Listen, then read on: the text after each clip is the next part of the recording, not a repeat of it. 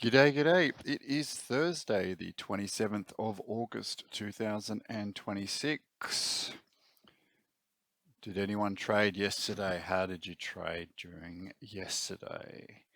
As I highlighted in the session video, yeah, really, really nice drop in Asia. So we'll have a look at the daily chart first, see how price closed. So that evening star pattern that I mentioned in yesterday morning's video before the day even opened has played out, but it hasn't, obviously, we haven't continued on.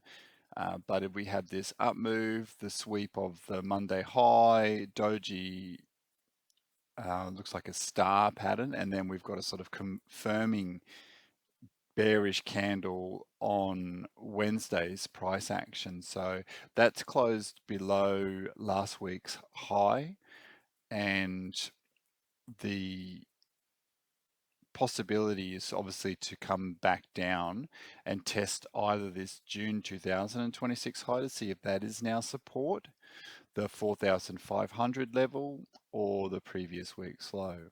That untouched point of control that I mentioned, that got tagged, and that's pretty much where price closed yesterday. Most of this selling obviously came in through Asia, and you can think what you like, but there is pretty much an understanding in between institutional traders that they have access to these high economic news reports. And yesterday, PCE was pretty much the major factor. It came out at 10:30 p.m. my time, and the print ran slightly hot. It's always based on what the expectations are. So there was an expectation for headline PCE to be 3.6, but it came in 3.7 year on year. Core was in line with a 3.3% year on year increase, and that's enough that the dollar caught a bit of a push up, as well as the 10-year yield, which everyone's looking at the moment, was 4.67. Just for anyone who's interested, what PCE is, it's the personal consumption expenditures.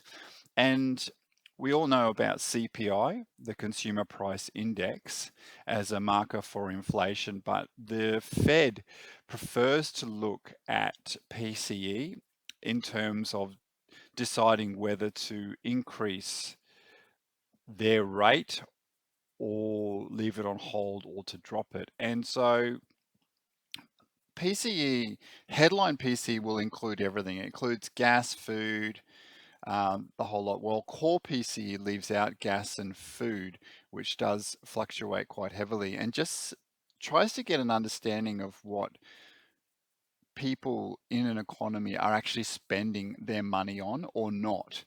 And as we know, prices are all rising at the moment, so people's purchasing power is eroding, and they are starting to make decisions on what to spend their money on or not what to spend their money on. So the Fed likes to have their target round about 2%. That's a healthy target. And of course, if we're coming in at 3.7 in headline, that's higher than expected. And that might influence the Fed in September to increase rates. Now, how does that all factor into gold? Well, obviously, gold doesn't pay any interest at all. And so if interest rates are rising, then instead of investing in gold, they will start to move their money towards more sort of fixed terms like bonds, which are increasing at the moment. But there's a lot more to it than that, of course, because that's economics is a very sort of tricky, difficult subject, and that's why I don't like to analyze too much. We just like to see what's on our chart, but it's always interesting to know what's going on in the background. Now, let's go to the intraday time frame. So I've already talked about that lovely trade from yesterday, and price pretty much put in the high of the day round about where I got that sell. So that really early sweep of this hourly range was the high of the day and price tracked lower for the rest of the day. Where do we sit now as we come into the new trading day? Put on our session volume profile. Okay, so we have tagged this point of control now, so that's no longer needed. Point of control is sitting very close to where it was yesterday, so that's an interesting sort of line in the sand there. We will sort of drop this down because they've traded through that. That's all I need for the moment for that one.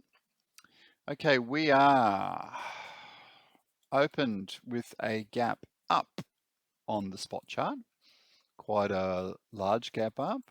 We have the previous day's low here with some liquidity sitting just above that. We have liquidity above this lower value line, so we could be seeing a bounce rejection sell from there or a push through there to target the point of control.